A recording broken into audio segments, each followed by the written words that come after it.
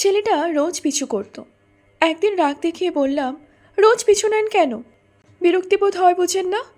ছেলেটা চোখ মুখ ফ্যাকাশে হয়ে গেল। দেখেই বোঝা যাচ্ছে প্রচণ্ড ভয় পেয়েছে। তাই আর কিছু বললাম না। পরের দিন আবারও ছেলেটা হাজির। রোজ একটা ছেলে চোখে চোখে রাখলে অস্বস্তির সীমা থাকে না। আবারও ডাকলাম, এই ছেলে এদিকে আসেন। ছেলেটা মুখ আমতা আমতা করে কাছে আসলো। বললাম, পছন্দ করেন? হ্যাঁ। যেন পিছু না করে তাই মিথ্যে বললাম। আমার প্রেমিক আছে জানেন? না, জানতাম না।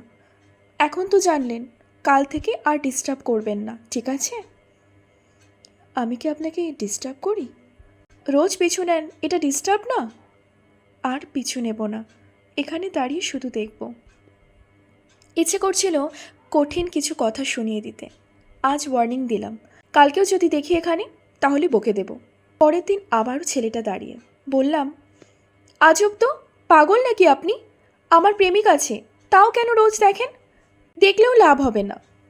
আমি খুব লয়াল, ওকে ছাড়া কাউকে ভালোবাসবো না।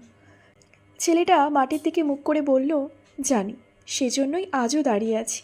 মানে সত্যিকারের ভালোবাসা তো কেউ বোঝে না। আমারও বিশ্বাস আপনার প্রেমিকও বুঝবে না। তখন না হয় আমায় একটু জায়গা দিন। এমন কথায় কোনো মেয়ে জায়গা না দিয়ে থাকতে পারে? আমিও জায়গা দিলাম, শুধু মনে না, গোটা জীবনে সে জায়গা করে নিল। গল্প প্রেম নিবেদন, লেখক জয়ন্ত কুমার জয়, কণ্ঠে আমি পূজা। ধন্যবাদ।